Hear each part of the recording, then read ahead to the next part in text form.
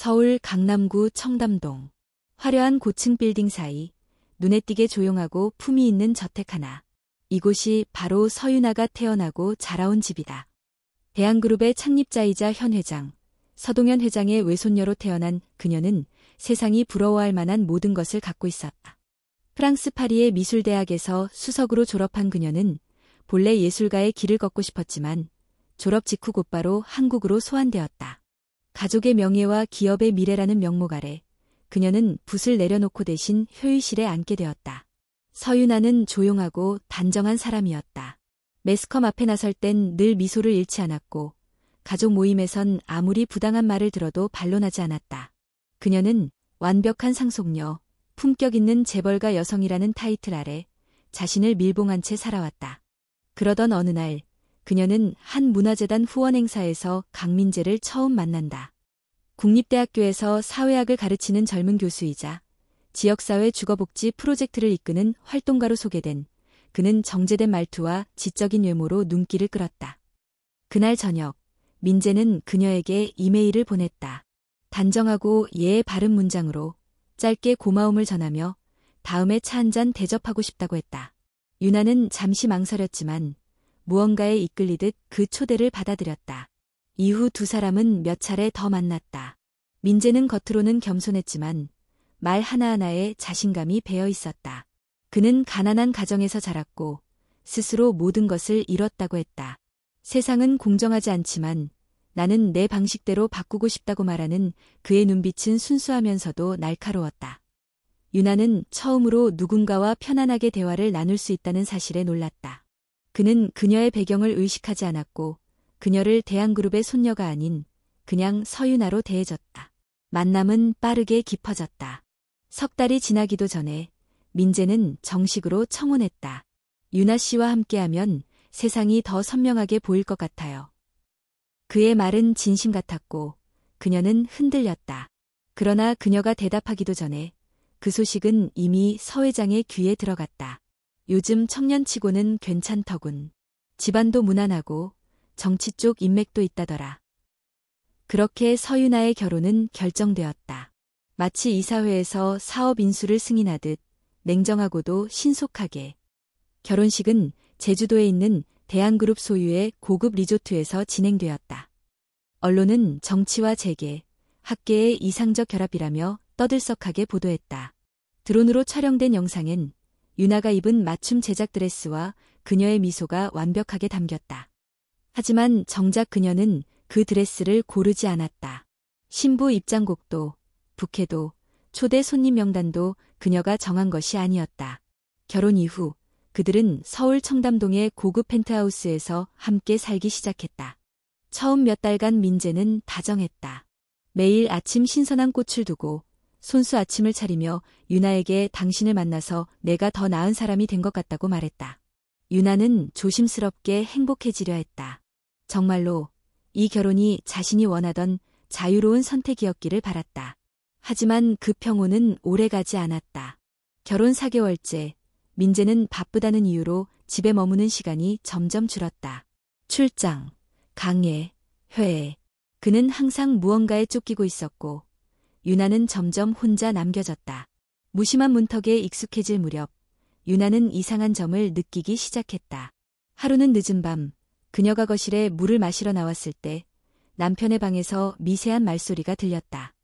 문틈 사이로 본 화면에는 한서진의 얼굴이 보였다.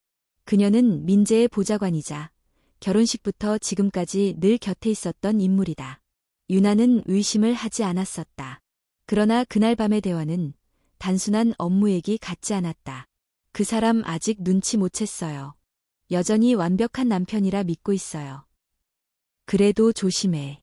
서 회장이 우릴 지켜볼 수도 있어. 유나는 문에서 물러났다. 심장이 쿵쿵 뛰었다. 그녀는 다음 날 아무 일 없던 듯 행동했다. 식사도 같이 하고 미소도 지었다. 하지만 그날 밤 혼자 침대에 누워 천장을 보며 속삭였다. 나는 또 속고 있는 걸까? 그녀는 자신에게 묻고 또 물었다. 사랑이라고 믿었던 것이 혹시 또 다른 거래였을까? 그리고 그 답은 얼마 남지 않아 밝혀질 것이다. 민재는 그녀에게 여행을 제안했다. 결혼 6개월 기념으로 제주도에 다시 가자. 우리가 처음 약속했던 그곳. 유나는 잠시 멈칫했지만 고개를 끄덕였다. 마지막으로 이 사람이 진심일 수도 있다는 가능성을 놓지 않기 위해. 하지만 그녀는 몰랐다. 그 여행이 그녀의 인생을 완전히 바꿔놓을 사건의 시작이 될 것임을. 제주도. 파란 바다와 끝없는 감귤밭, 그리고 검은 현무암 돌담 사이로 펼쳐진 길. 민재는 서유나를 결혼 6개월 기념 여행이라며 이끌었지만 그녀의 마음속엔 설명할 수 없는 불안이 자라나고 있었다. 그들은 대한그룹이 소유한 제주도 외곽의 고급 리조트에 도착했다. 리조트는 언론에도 공개된 적 없는 비밀 공간으로 유력 인사들만 이용하는 프라이빗한 장소였다. 민재는 유난히 다정했다. 저녁엔 와인을 따르며 우리 다시 시작할 수 있을 거야 라고 말했다. 유나는 그의 눈빛을 바라보며 희미한 기대와 의심 사이에서 망설였다. 다음 날 아침, 민재는 급한 통화가 있다며 먼저 나갔다. 나는 리조트 근처에 있는 산책길에서 널 기다릴게. 그쪽으로 운전해서 와.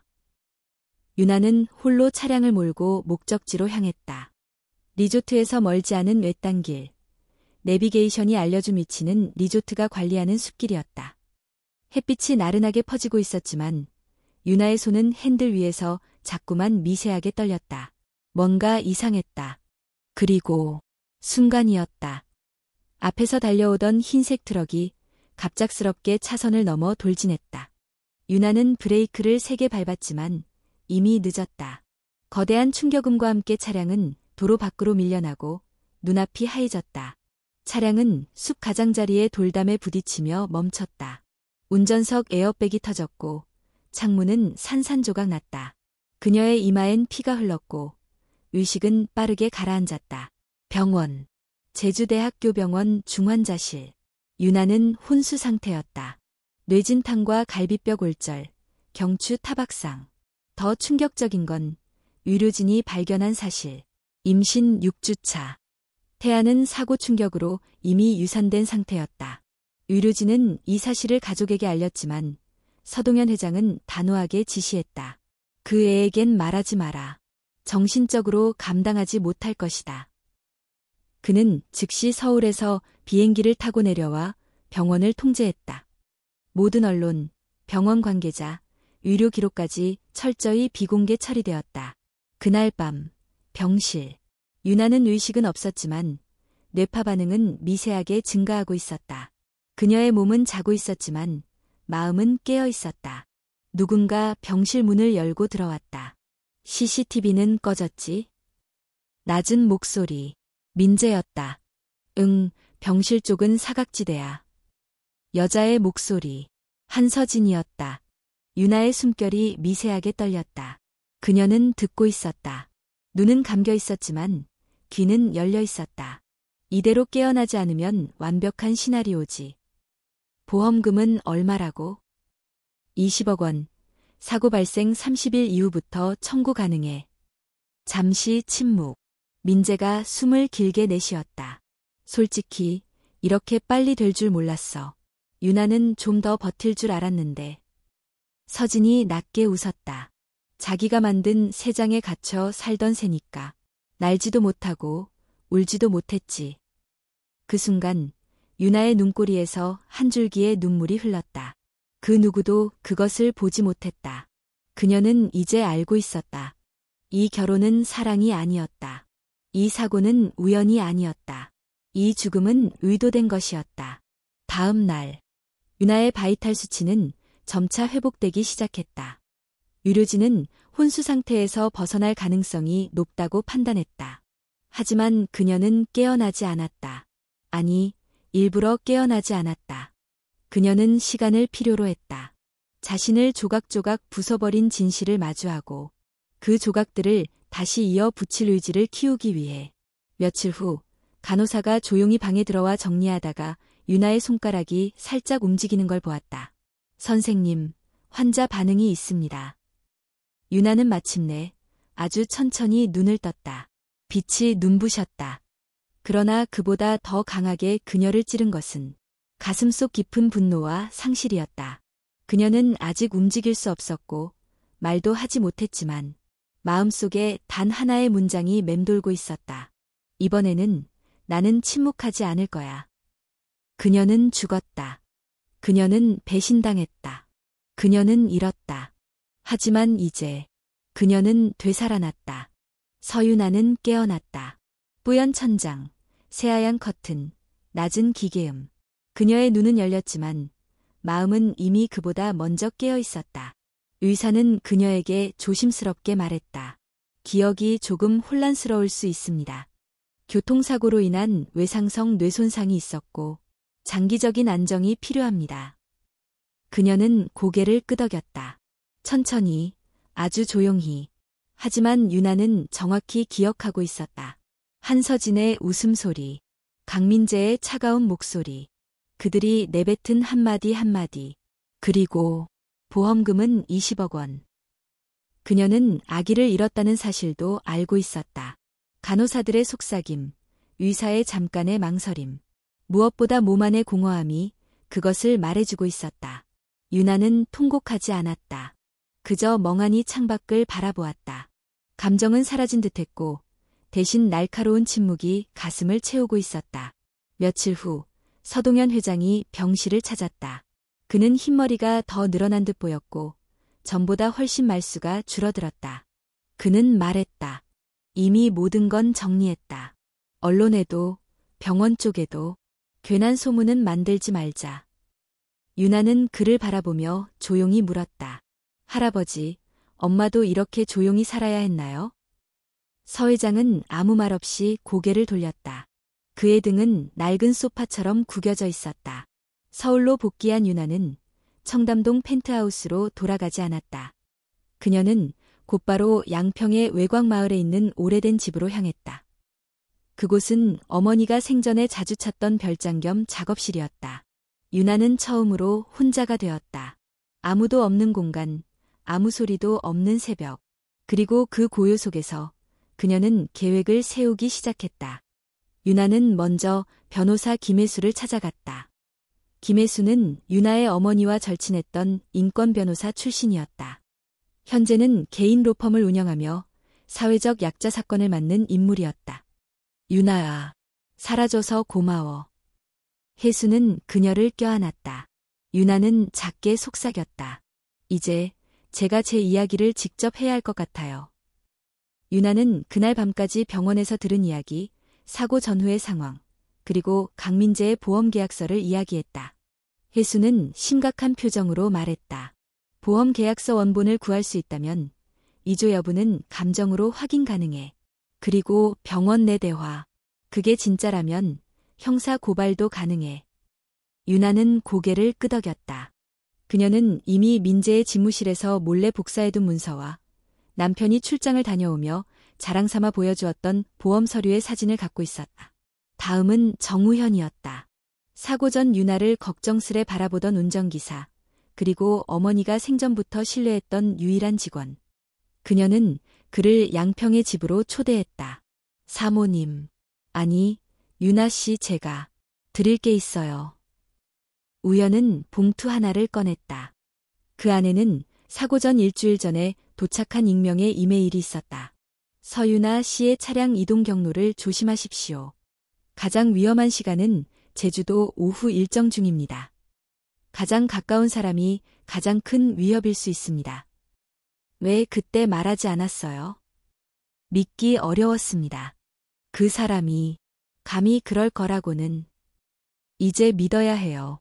우리가 얼마나 모른 채 살아왔는지. 우연은 고개를 숙였다. 도와드리겠습니다. 끝까지. 그녀는 점차 자료를 모으기 시작했다. 보험계약서 원본 및 필적 감정 의뢰, 병원 병실 CCTV 맹점 확인 및 목격자 탐색, 민재의 출장 당시 위치 기록 확보, 서진과 민재 간의 통화 기록 내역 요청, 우연히 기억하는 의심스러운 경로 기록, 그리고 가장 중요한 증거. 유나가 사고 이후 병원 침대에서 흘린 눈물을 본 간호사의 증언. 그날 밤, 그녀가 자고 있었는데 눈물을 흘렸어요. 무의식 중에 어떤 감정이 있었던 거죠. 모든 조각이 제자리를 찾아가고 있었다. 유나는 매일 밤 어머니의 오래된 일기장을 읽었다. 거기엔 이렇게 쓰여 있었다. 유나야, 우리는 대를 이어 침묵 속에 살아왔다. 하지만 너는 달라질 수 있어. 너는 더는 조용히 죽지 않아도 돼. 그 문장을 읽는 순간 유나는 눈을 감고 속삭였다. 그래요. 이제는 제가 저를 지킬 거예요. 며칠 후 그녀는 변호사 김혜수와 함께 서울중앙지방법원을 찾았다. 접수처에 서류를 조용히 내밀며 말했다. 피고인 강민재, 혐의, 보험사기, 살인미수, 문서위조. 직원이 놀란 듯 그녀를 바라봤다. 하지만 유나의 눈빛은 흔들림이 없었다. 그녀는 서서히 전쟁터로 걸어 들어가고 있었다. 그리고 이번에는 그 어떤 세장도 그녀를 가두지 못할 것이었다. 서울중앙지방법원. 3월의 흐린 아침. 바람은 차가웠지만 서유나의 걸음은 단단했다. 법정에 들어선 그녀는 이전의 대한그룹 상속녀가 아니었다.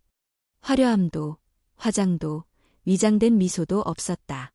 단지 진실을 증언하려는 한 사람의 얼굴이었다. 이번 재판은 언론의 취재가 철저히 차단된 비공개 형사재판으로 진행되었다. 피고는 강민재, 공모자로 지목된 한서진은 참고인 신분으로 출석했다. 방청석은 텅 비었고 오직 관계자와 법조인들만이 조용히 자리를 채우고 있었다. 유나의 변호를 맡은 김혜수 변호사는 재판 시작과 동시에 탄탄한 자료들을 제출했다. 하나하나가 피고의 범죄를 명확히 가리키는 결정적 증거들이었다. 첫 번째 증거는 보험계약서 필적 감정 결과였다. 대한생명보험에 제출된 보험계약서의 서명은 유나의 필적이 아닌 강민재가 위조한 서명이라는 것이 공식적으로 입증되었다. 두 번째 증거는 제주대학교병원 내부 CCTV 사각지대 녹음 파일이었다. 이 파일은 우연히 남아있던 의료기기 정비 기록을 통해 복구된 것이었다. 거기엔 분명히 두 사람의 목소리가 담겨 있었다. 이대로 눈 안 뜨면 완벽하지. 보험금만 받으면 끝이야. 문제는 시간이야. 서 회장이 눈치채기 전에 처리돼야 해. 세 번째는 익명의 고발자 이메일과 사고 차량을 운전한 남성의 자백. 그는 일정 금액을 받고 차량을 고의로 충돌시킨 후 도주하라는 지시를 받았다고 진술했다. 계좌 추적 결과 돈은 한서진 명의의 법인카드를 통해 우회 지급된 것이 밝혀졌다. 법정 안의 공기는 점점 차가워졌다. 강민재는 처음엔 여유로운 표정을 지었지만 증거가 나올수록 표정이 굳고 손끝이 떨리기 시작했다. 참고인으로 출석한 한서진은 처음엔 모든 걸 부인했으나 강민재가 자신에게 모든 책임을 넘기려 한다는 걸 눈치채고 결국 입을 열었다. 처음엔 그냥 도와주는 거였어요. 계약만 정리하고 서류만 만들기로 했는데 그 사람이 말했어요. 유나 씨는 어차피 모를 거라고. 그 사람은 날 사랑한다고 했어요. 서진의 음성은 점점 흐려졌고 결국 고개를 떨구며 울기 시작했다. 유나는 그녀를 바라보았다. 동정도 분노도 아닌 어떤 이해할 수 없는 슬픔이 있었다. 그녀는 알았다. 서진도 결국 이 세계의 또 다른 피해자였다는 걸. 애초부터 누구도 제대로 사랑받지 못했고 모두가 서로를 이용하고 있었던 것이다. 재판 후반, 유나는 직접 증언대에 섰다. 재판장은 그녀에게 물었다. 당신은 사고 당시 피고가 당신의 생명을 해치려 했다고 확신합니까? 유나는 잠시 고개를 들고 법정을 바라보았다. 그리고 단호하게 대답했다. 네, 확신합니다. 그는 제게 사랑한다고 말했고 제 손을 잡고 미래를 이야기했지만 그의 진짜 손은 계약서와 계좌를 쥐고 있었습니다. 저는 한 인간으로서, 아내로서, 그리고 무엇보다도 아이의 엄마로서 그의 행동을 결코 용서할 수 없습니다. 그녀의 목소리는 흔들리지 않았지만 눈가엔 잠깐의 물기가 스쳤다. 그 아이는 아직 심장도 다 뛰지 못했어요. 하지만 저에게는 전부였습니다. 법정은 침묵했다. 그 침묵 속엔 무겁고 차가운 진실이 가라앉았다. 그날 저녁, 검찰은 강민재를 구속 기소하기로 결정했다. 한서진 역시 공범으로 형사 입건되었고 대한그룹 내부에서도 해당 사건과 관련된 인사들이 긴급 감찰을 받게 되었다. 언론은 처음엔 조용했지만 곧 익명의 폭로로 인해 재벌가 며느리 보험 사망 미수 사건이라는 이름으로 뉴스 헤드라인을 장식하기 시작했다. 하지만 윤아는 그 어떤 인터뷰에도 응하지 않았다. SNS도 닫고 기자들의 전화를 모두 차단했다. 그녀는 말하지 않는 방식으로 말하고 있었다. 말 대신 행동으로, 침묵 대신 진실로. 며칠 후 서울 도심외곽의 작은 북카페에서 윤아는 조용히 책장을 정리하고 있었다. 그녀는 서울을 떠나기로 결심했다. 이제 더 이상 타인의 기준에서 살아가지 않기로. 그날 오후 정우현이 커피 한 잔을 들고 그녀에게 말했다. 앞으로 어떻게 하실 건가요? 윤아는 잠시 생각하다가 웃으며 말했다. 이제 나답게 살 거예요. 처음부터 다시. 그녀는 진심이었다. 그녀는 죽음을 지나왔다. 그리고 그 끝에서 처음으로 자신을 선택하는 삶을 시작하고 있었다. 양평. 서울에서 멀지 않지만 전혀 다른 시간 속에서 흐르는 땅. 서윤아는 그곳 작은 마을에 정착했다. 낡은 한옥을 개조해 만든 작은 책방 겸 찻집. 간판에는 조용히 이름 하나가 걸려 있었다. 나답게, 나다웁게. 손님은 많지 않았다. 주로 근처 등산객, 글을 쓰러 오는 작가 지망생. 그리고 가끔씩 도시에서 조용함을 찾아오는 사람들이 들렀다. 윤아는 커피도 내리고 책도 고르고 조용히 책상 앞에 앉아 하루를 보냈다. 그녀의 얼굴은 평온했다. 몇 달 전 법정에 섰던 그날처럼 단단하면서도 따뜻한 눈빛이 깃들어 있었다. 정우현은 여전히 그녀 곁에 있었다.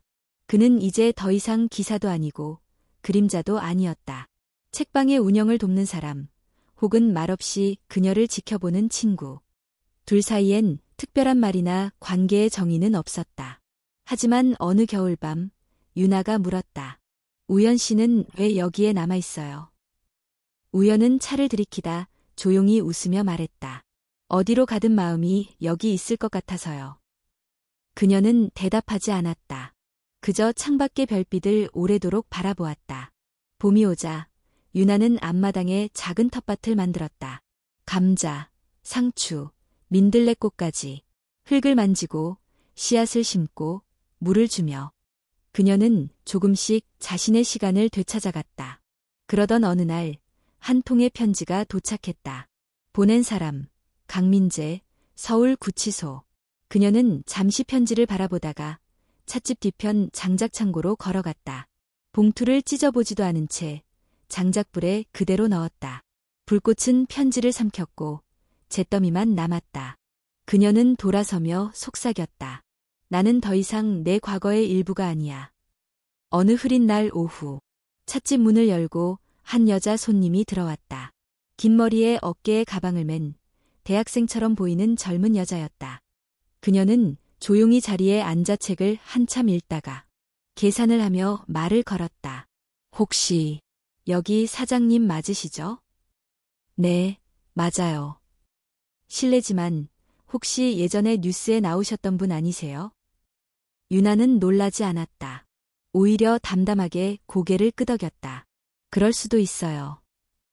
여자는 잠시 머뭇거리다가 조심스럽게 물었다. 그런 일을 겪고도 다시 시작할 수 있었던 건 어떻게 가능했나요? 윤아는 책장에서 작은 시집 하나를 꺼내 그녀에게 건넸다. 그 안엔 이렇게 적혀 있었다. 나는 바닥에 닿아본 사람만이 진짜 땅을 믿게 된다고 생각해요. 그녀는 미소 지으며 말했다. 다시 시작한 게 아니에요. 처음부터 별표 제 삶을 제대로 산 건 지금이 처음이에요.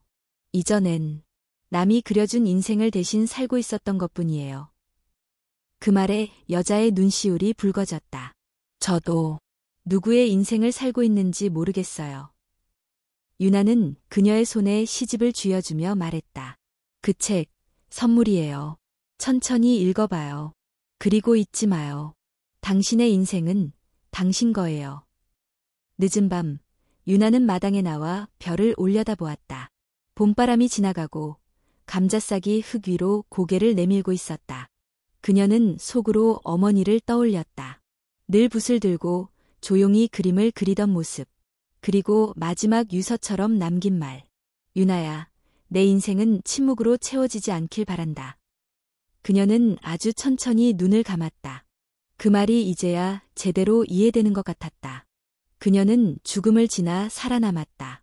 그리고 자신을 선택하는 법을 배웠다. 누군가는 말할 것이다. 왜 모든 걸 버리고 조용히 살아가느냐고. 그만큼 상처받았으면 세상에 알리고 복수해야 하지 않냐고. 하지만 유나는 안다. 진짜 복수는 고요하게 아무것도 기대하지 않고 자신의 삶을 살아내는 것이라는 걸. 지금 이 순간 그녀는 처음으로 숨쉬고 있다. 더는 눈치를 보지 않는다. 사랑도 슬픔도 분노도 모두 스스로 느끼고 선택한다. 그리고 그 모든 선택의 끝에 그녀는 이제 말할 수 있다. 나는 나답게 살아가기로 했다.